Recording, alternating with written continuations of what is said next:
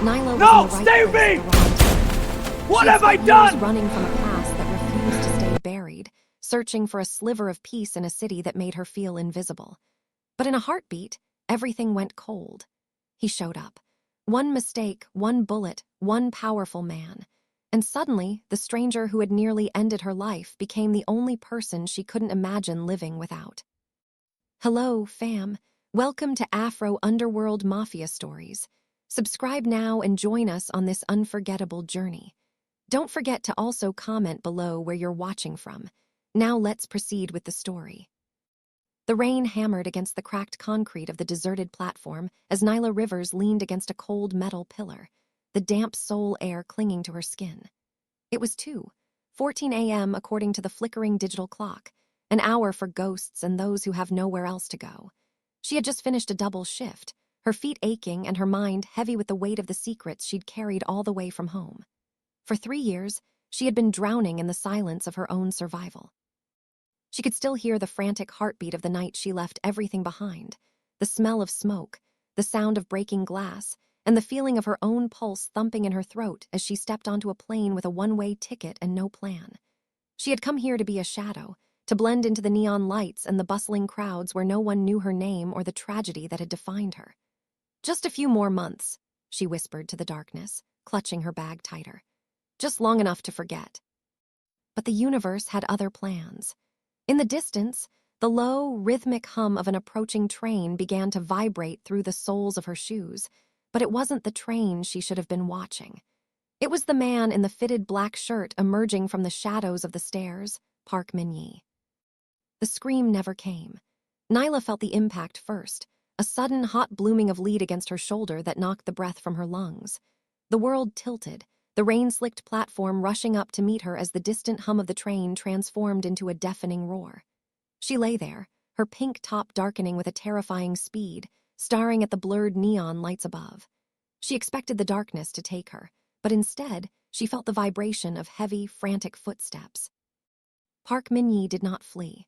The man who had just used a human life as a tactical shield now knelt in the grime beside her. His fitted black shirt was already soaked, clinging to his athletic frame as he hovered over her with a controlled intensity that bordered on panic. His eyes, usually as cold as the obsidian he traded in, were wide, fixed on the fragile woman beneath him. He saw the way her fingers twitched against the concrete, the quiet resilience in her semi-conscious gaze. "Boss, we have to go. The sirens are 3 blocks out," a voice hissed from the shadows. Min-jae didn't blink. He reached down, his hands decorated with the subtle tattoos of a life lived in violence, trembling slightly as he applied pressure to her wound. The luxury watch on his wrist caught the flickering station light, a jarring reminder of the world he was about to set on fire. "Cancel the extraction," Min-jae commanded, his voice a low, lethal vibration. "And call Dr. Kang. Tell him to prep the theater at the estate." "But the police." "I don't care about the police," Min-jae roared, his calm authority snapping. He scooped Nyla into his arms, her head falling against his chest. She was so light, a feather caught in a storm of his own making. "She was an innocent, my bullet, my mistake." As he carried her toward the black SUV idling at the station exit, Min-jae felt a shift in the air. By taking her, he was stepping out of the shadows and into a light that would expose every crack in his empire. He wasn't just saving a waitress. He was claiming a debt that could never be repaid with money. "Stay with me, Nyla," he whispered, the name feeling foreign and heavy on his tongue as he climbed into the back seat, shielding her body with his own. "You are my personal debt now, and I don't let my debts die." The SUV roared to life, peeling away from the curb just as the first blue and red lights reflected in the puddles. Min-jae looked down at the woman in his arms, her blood staining his hands, and realized that for the first time in his life, he wasn't running to save himself. He was running to save the only thing that could still make him human. The scent was the first thing to reach her, not the metallic tang of rain or the bitter ozone of the subway, but a soft, expensive cloud of sandalwood and lavender. Nyla's eyes fluttered open, squinting against the warm, amber glow of a room that felt too quiet to be real. Her body felt heavy, anchored to a mattress that was softer than anything she had ever touched. She tried to shift, but a sharp, stinging fire flared in her shoulder, pulling a jagged gasp from her throat. "Don't move," a voice commanded. It was the same low, resonant vibration she had heard on the platform, but the lethal edge had been replaced by a weary gravity. Nyla turned her head slowly. Park Min-jae sat in a velvet armchair just a few feet from the bed. He had discarded his soaked black shirt for a clean one, but he hadn't buttoned it fully, revealing the tense lines of his shoulders. His luxury watch sat on a side table next to a tray of surgical instruments and a glass of water. He looked like a man who hadn't slept, his eyes tracing her face with an intensity that made Nyla's heart skip a beat, not out of romance, but out of the sheer, terrifying realization of where she was. She looked down at herself. She was dressed in an oversized silk shirt, the fabric cool against her skin, covering the heavy bandages on her shoulder. The denim shorts were gone. The simplicity of her life as a waitress had been stripped away, replaced by the suffocating opulence of a predator's den. "Where am I?" she whispered, her voice sounding like dry parchment. "My home, my protection," Min-jae replied, standing up and walking toward the edge of the bed. He moved with a controlled, athletic grace that reminded Nyla of a panther stalking its own shadow. "The surgeons finished 3 hours ago. You lost a lot of blood, Nyla, but the bullet didn't hit the bone. You're lucky."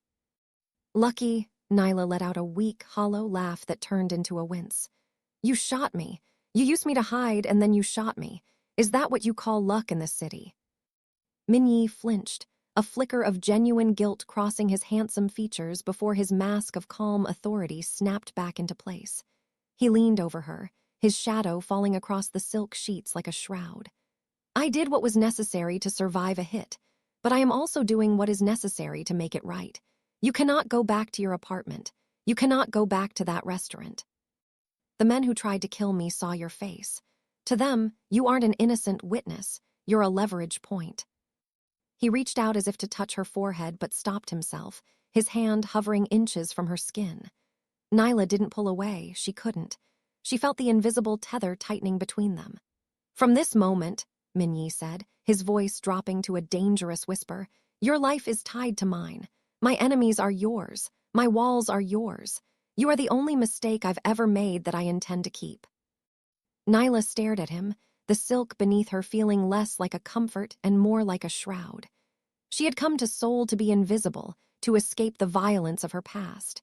Now, she was the centerpiece in a house built on blood, held captive by the very man who had pulled the trigger. Days turned into a blur of morphine-induced haze and the stifling silence of the estate's east wing. Every morning, Nyla woke to new offerings that appeared like tributes on the mahogany vanity. There were boxes from Myeongdong filled with skin care she hadn't asked for, high-end electronics to replace her cracked phone, and a wardrobe of silk and cashmere that cost more than a year of her waitress tips. It was a golden avalanche intended to bury the memory of the cold concrete platform. Min-jae appeared in the evenings, always standing by the floor-to-ceiling windows, his silhouette sharp against the Seoul skyline. He spoke of comfort, of safety, and of the unfortunate necessity of her staying hidden. "The best physical therapists in the country will be here tomorrow," he said one evening, his voice smooth and clinical. He held out a velvet box containing a diamond-encrusted watch. "A gesture of my sincerity, Nyla, to show you that while I cannot change the past, I can ensure your future is without want." Nyla looked at the glittering gems, then up at him. The athletic confidence he usually wore like armor seemed thin tonight. She pushed the box away, the velvet skidding across the table. "You're trying to buy my silence, Min-jae, or maybe you're trying to buy your own conscience." His jaw tightened, the luxury watch on his own wrist catching the dim light. "I am providing for a woman I harmed. That is not a transaction. It is responsibility." "Then tell me the truth," she challenged, sitting up as the pain in her shoulder throbbed in time with her heartbeat. "Don't tell me about physical therapy or diamonds. Tell me why you were at that station. Tell me who you were trying to kill that was so important you didn't care who else got hit.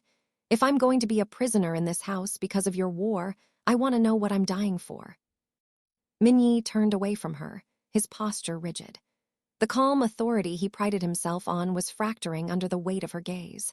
He could navigate a hostile takeover or a gang war with a single phone call, but he couldn't look into Nyla's brown eyes and admit the ugliness of the hit. To tell her the truth was to admit he was exactly the monster she feared. "The truth won't make you sleep better, Nyla," he murmured, his voice sounding hollow. "Neither will the silk," she shot back. "I don't want your money and I don't want your jewelry. I want to know whose blood is on your hands besides mine." He left the room without another word, the click of the heavy door echoing like a gunshot. Nyla lay back against the pillows, the expensive watch still glinting in the dark. He was willing to give her the world, but he was too terrified to give her the truth, and in the shadow of his guilt, the silence felt more dangerous than the bullet ever had. The air in the syndicate's subterranean boardroom was colder than the winter rain outside.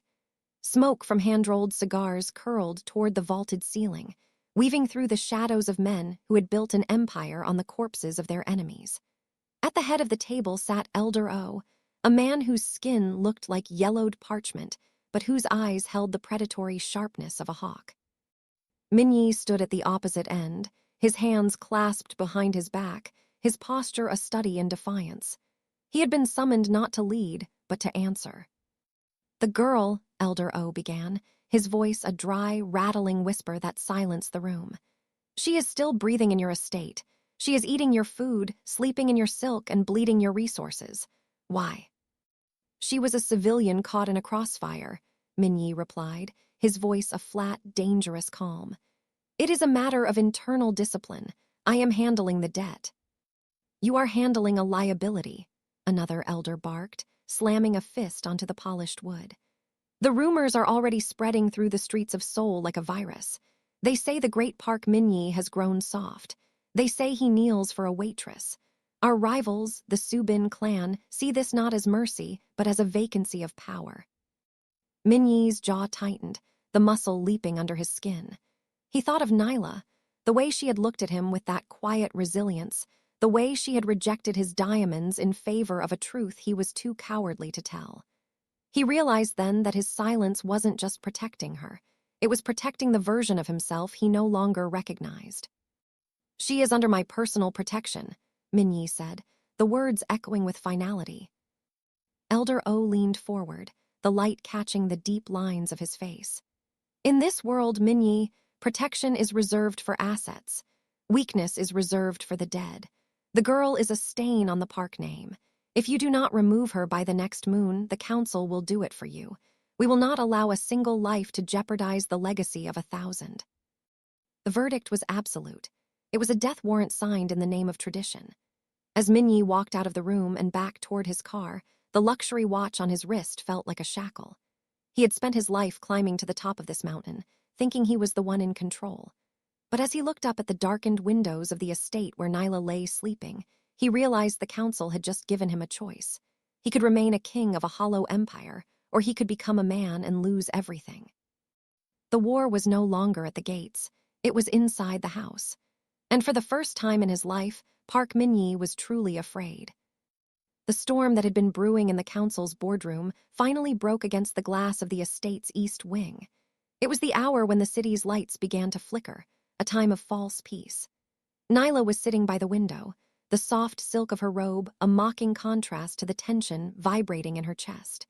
She was watching the rain when the reflection in the glass changed, a shadow where there should have been only light.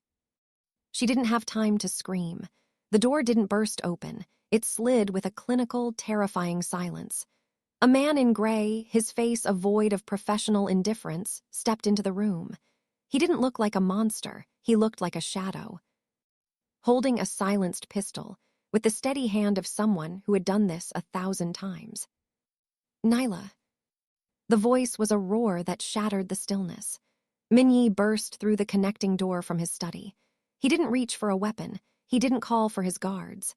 In that split second, the cold calculator who had used Nyla as a shield on the subway platform vanished. The assassin fired.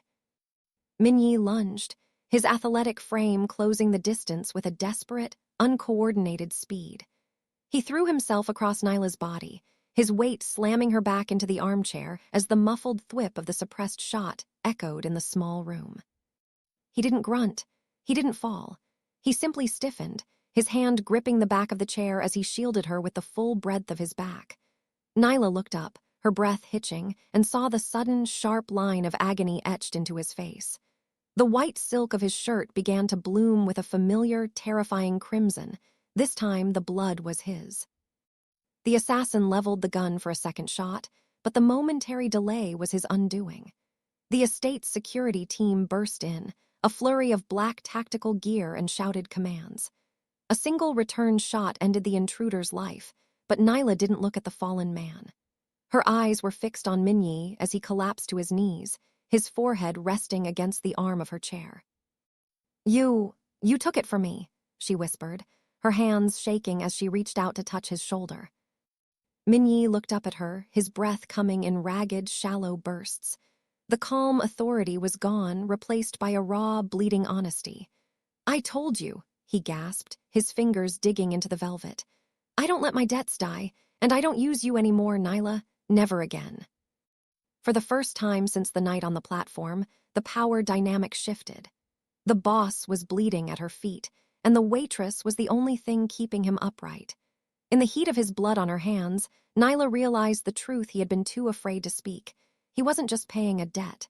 He was rewriting the rules of his existence, one bullet at a time. The following weeks were a strange, fragile piece carved out of the wreckage of the attack. The estate remained under high alert, but inside the master suite, the air had changed. Min-jae's recovery was slow. The bullet had grazed his lung, forcing the man who was always in motion to stay still. For the first time, he was not the predator or the protector, but simply a man healing in the presence of the woman he had nearly destroyed. Late one evening, as the moon hung low over the Han River, Nyla sat by his bedside, changing the dressing on his wound with practiced, gentle hands. The silence between them was no longer heavy with suspicion, but thick with the things left unsaid. "I grew up in a house where silence was the only way to stay safe," Min-jae began, his voice raspy and low. He stared at the ceiling, his eyes reflecting a distant, colder time. "My father didn't lead with respect, he led with fear. When I was 12, I watched him execute his closest friend for a mistake smaller than the one I made on that platform. I realized then that in this world, you are either the one holding the gun or the one in the way. I chose the gun to make sure no one could ever move me again." He turned his head to look at her, the usual mask of authority gone. "I became a monster to avoid being a victim, Nyla, until I saw you falling, and I realized I had become the very thing I was hiding from." Nyla finished tapping the bandage, her fingers lingering on his skin. She looked away, her gaze drifting to the window. "I came here to be invisible," she whispered. "In Atlanta, my name was tied to a tragedy I didn't cause. My brother. He got mixed up with the wrong people, and when they came for him, they took everything. I lost my home, my family's reputation, my sense of who I was. I thought if I came to a place where no one looked like me, where I didn't speak the language, I could finally stop being the girl whose life was ruined by someone else's choices." She looked back at him, a bittersweet smile playing on her lips. "I spent 3 years being a shadow, Min-jae. I worked double shifts, lived in a tiny room, and never made a friend. I thought I was safe because I was alone. Then you stepped onto that platform and proved that no matter how far you run, the world always finds a way to pull you back in."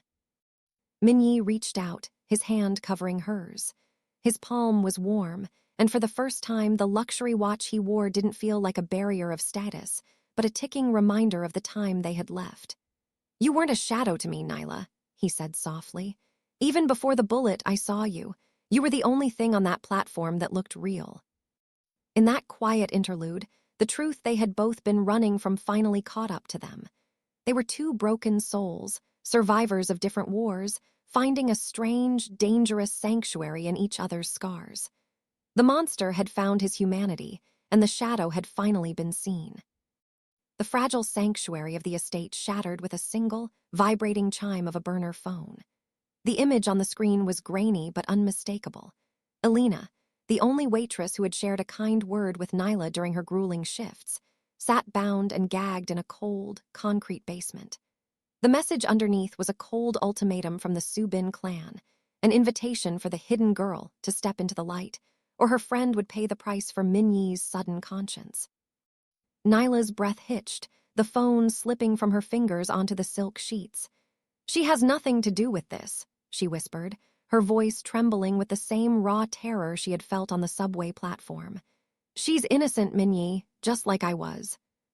Min-jae stood by the window, his back rigid. The wound in his shoulder throbbed, a reminder of the price he had already paid. He knew the Subin's tactics. They weren't just after Nyla. They wanted to force him into a position where he had to trade his power for a sentiment they considered a terminal weakness. "They want the Busan shipping lanes," Min-jae said, his voice a low, clinical hum that masked the storm inside. "They want the digital keys to the offshore accounts that fund our entire northern operations. It's not just money, Nyla. It's the infrastructure of the Park Syndicate. If I hand those over, I lose my seat at the table. I lose the only thing that has kept me alive for 20 years. Nyla stood, moving toward him despite the ache in her own body. She saw the internal war playing out in the tense set of his jaw and the way his fingers gripped the edge of the mahogany desk. "Then let me go," she said, her voice dropping to a desperate plea. "If I'm the leverage, take me to them. Swap me for her. You get to keep your empire and Alina gets to live." Min-jae turned, his eyes flashing with a sudden searing intensity. He reached out, his hand cupping her face with a possessive ferocity. "I spent my life building a fortress so no one could ever take anything from me again," he murmured. "I thought the empire was the fortress, but I was wrong." He looked at the phone, then back at Nyla, the decision crystallizing in the dark depths of his gaze. For a man who had lived by the cold logic of profit and loss, the math was finally simple. The ports, the ships, the billions of one, they were just ghosts compared to the warmth of the woman standing before him. "Call the Subin," Min-jae commanded his lieutenant, who stood by the door. "Tell them they can have the keys. Tell them the Busan ports belong to them. But if there is a single scratch on the girl or her friend when I arrive, I will spend the rest of my life ensuring they have no world left to rule." In that moment, the powerful Mafia boss made his choice. He wasn't just trading assets. He was burning his crown to keep Nyla's world from going dark. The empire was falling, but as he pulled her into a protective embrace, Min-jae realized he had never felt more powerful. The transition was not a negotiation. It was an execution. In the dim, subterranean heart of the park headquarters, Min-jae stood before a massive iron incinerator, the orange glow of the flames dancing across his sharp features. On the heavy oak table beside him lay the physical ledgers, the ink and paper maps of a shadow kingdom built on blood, intimidation, and absolute control. One by one, he fed the books into the fire. He watched as the names of politicians he owned, the routes of the ships he commanded, and the debts he was owed curled into ash. Outside the heavy doors, his lieutenants stood in stunned silence. They were watching a king commit treason against his own crown, but Min-jae felt no weight in the loss. Each book that burned felt like a shackle falling away. He was systematically erasing the man he had been to ensure the woman he loved could finally walk in the sun. "It's done," he murmured as the final ledger caught fire. He turned to the representative of the Subin clan, a man whose greedy eyes couldn't believe the windfall he was receiving. Min-jae slid a digital drive across the table, the keys to the Busan ports and the offshore accounts. "The territories are yours. The shipping lanes, the warehouses, the loyalty of every man in the northern sector. It's all gone." The Subin representative gripped the drive as if it were a holy relic. "And in exchange."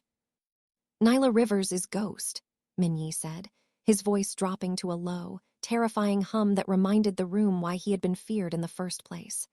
"Her name is to be wiped from every record. Her face is to be forgotten by every blade and every bullet in this city. If I so much as hear a whisper of her name from your men, I will come back. And I won't come back as a businessman. I will come back as the monster you all remember." He walked out of the headquarters without looking back, leaving behind the empire that had once defined his existence. He stripped off his tailored suit jacket, tossing it into a trash bin as he stepped into the cool night air. The luxury watch on his wrist, the one that had timed his rise to power, finally felt like it was counting down to something beautiful instead of something lethal. Nyla was waiting in the car, her eyes wide with a mix of fear and dawning hope. Alina had been safely returned to her home, confused but unharmed. As Min-jae slid into the driver's seat, he didn't look like the head of the park syndicate. He looked like a man who had finally paid his greatest debt. He reached over, taking Nyla's hand, his thumb tracing the scars on her palm. "It's over," he whispered. "The park name dies tonight, but we get to live." For the first time in 20 years, Park Min-jae had nothing left to hide behind. He was vulnerable, he was powerless, and as he looked at Nyla, he realized he had never been more free. The sunrise over the Incheon coastline didn't look like the harsh, neon-soaked mornings Nyla remembered from the city. Here, the light was a soft, bruised peach, stretching over the tide in a way that felt like an invitation rather than a threat. The black SUV was gone, replaced by a modest, unremarkable sedan packed with the few belongings that mattered. There were no guards, no sirens, and no shadows trailing them in the rearview mirror. Min-jae stood by the water's edge, his gaze fixed on the horizon where the ferry waited to take them toward a small island village far from the syndicate's reach. He wore a simple linen shirt, the top buttons undone to reveal the faint, jagged scar on his shoulder, a permanent map of the moment he chose her over himself. The heavy luxury watch was gone, replaced by the bare skin of a man who was no longer keeping time for an empire. Nyla walked up behind him, her hand finding the small of his back. She felt the steady, calm rhythm of his breathing, a stark contrast to the vibrating tension that had defined him for years. "It's so quiet," she whispered, her voice carrying on the salt-tinged breeze. "I forgot what the world sounded like without the noise of looking over your shoulder." Min-jae turned, his eyes searching hers with a raw, quiet intensity. The boss who had commanded thousands with a glance was gone. In his place was a man who looked like he was seeing the sun for the first time. He reached out, his thumb tracing the curve of her jaw, lingering on the resilience he had come to adore. "I spent my life thinking the world was something to be conquered," he murmured. "I didn't realize it was something to be lived in. I don't have a throne to give you, Nyla. I don't have diamonds or silk to hide the truth anymore." Nyla smiled, a genuine, radiant expression that reached her eyes. She leaned into his touch, the warmth of his hand a sanctuary she no longer feared. "I never wanted a throne, Min-jae. I just wanted to be seen. And you saw me when I was nothing but a shadow on a platform." As the ferry's whistle echoed across the water, they stepped onto the deck together.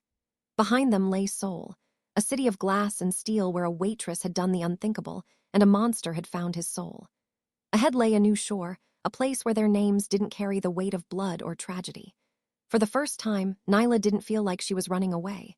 She felt like she was finally arriving. They stood at the railing, shoulders touching, two survivors who had paid everything for the right to be ordinary. The engine hummed to life, cutting through the waves, and as the city faded into a distant gray line, Park Min-jae and Nyla Rivers finally stepped into the light.